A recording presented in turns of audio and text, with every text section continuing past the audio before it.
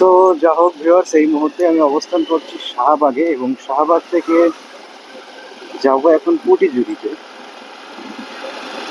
এবং পটিজুড়িতে যেতে চারপাশের যে আসলে সৌন্দর্য, ওখানে কিন্তু আপনার বিশাল বাঁধ বানানো হয়েছে। সুরমা নদীর উপর দিয়ে কিন্তু অনেক বড় বাঁধ তৈরি করা হয়েছে। যে বাঁধটা মূলত তৈরি করা হয়েছে সুরমা নদীর পানি যেন বর্ষার মৌসুমে মানে বাঁধটা ওভারটেক করে যেন গ্রামগঞ্জে পানি পানি প্রবেশ করতে না পারে, সেই জন্যই মূলত বাঁধটি তৈরি করা হয়েছে। আর সিলেটে আসলে কিন্তু আপনারা একটা জিনিস বেশি দেখতে পাবেন, সেটা হচ্ছে প্রায় প্রতিটি বাড়িতেই কিন্তু রয়েছে শানবান্দা পুকুর ঘাট।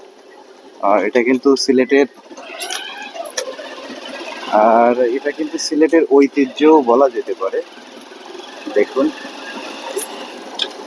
সিলেটের অধিকাংশ বাড়িঘর কিন্তু খুব চাকচিক্য। দেখুন, প্রত্যেকটা আপনি যেদিকেই তাকাবেন মোটামুটি একটা একটা বিল্ডিং কিন্তু দেখতে পাবেন বাড়িতে। টিনের ঘর থাকলেও দেখবেন যে একটা একটা বিল্ডিং কিন্তু রয়েছে।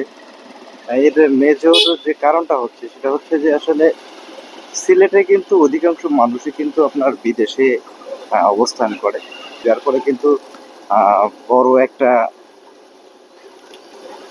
আয় কিন্তু বাংলাদেশে কিন্তু আসে বিদেশ থেকে। যার কারণে কিন্তু প্রতিটা বাড়ির পরিবেশই কিন্তু মোটামুটি ভালো, খারাপ না, ভালোই। প্রতিটা বাড়িতেই একটা করে বিল্ডিং প্রায় রয়েছে, কারণ প্রতিটা বাড়ি থেকেই প্রায় একজন করে কিন্তু বিদেশে রয়েছে সিলেটের গড়ে।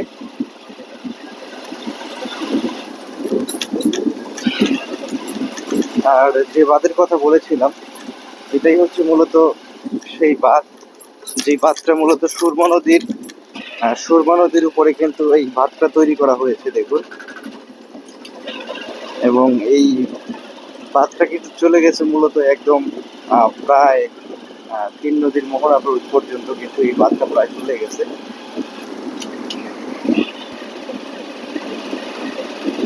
এই বছরে এই বাঁধটা তৈরি করা হয়েছে। এখন সুরমা নদীর পানি কিন্তু একদম একদম কিন্তু নিচে নেমে গেছে, দেখুন। আর এই নদীর দুপাশ দিয়ে কিন্তু প্রচুর পরিমাণে সবজি কিন্তু চাষ করা হয়। আর এই সবজি কিন্তু সিলেটের বিভিন্ন প্রান্তে কিন্তু বিক্রি করা হয়। সবজির মধ্যে এখানে রয়েছে বিশেষ করে টমেটো, সিম, পেঁয়াজ,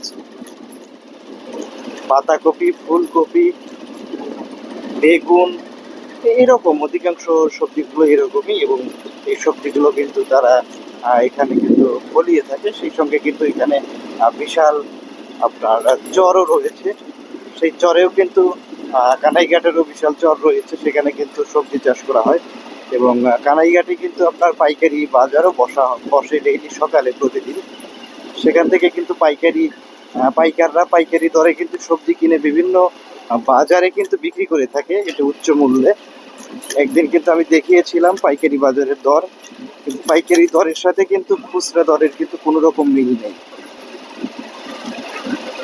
তো বাঁধটা তৈরি করা হয়েছে খুব সুন্দরভাবে, দেখতেই পাচ্ছেন। মানে টোটালি একটা প্রশস্ত, মনে হচ্ছে হাইওয়ে রাস্তার উপর দিয়ে যাচ্ছি। দেখুন, আমি এখন যাব পটিজুড়িতে। আর আমি প্রায় পটিজুড়ি গ্রামে চলে এসেছি। এটাই হচ্ছে মূলত পটিজুড়ি গ্রাম।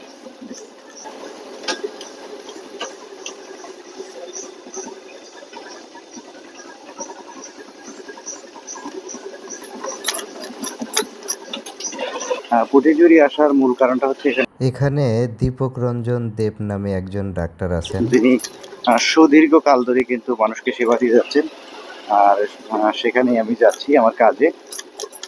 তাই ভাবলাম যে আপনাদেরকে পটিজুড়ি গ্রামটা একটু দেখিয়ে দিই, এজন্য মূলত ক্যামেরা বন্দি করলাম। আর আমি প্রায় চলে এসেছি। তিনি মূলত তার বাড়িতেই রোগী দেখে থাকেন। এখানে কিন্তু দূর দূরান্ত থেকে কিন্তু অনেক রোগী কিন্তু এখানে চলে আসে। আমরা কিন্তু অলরেডি চলে এসেছি।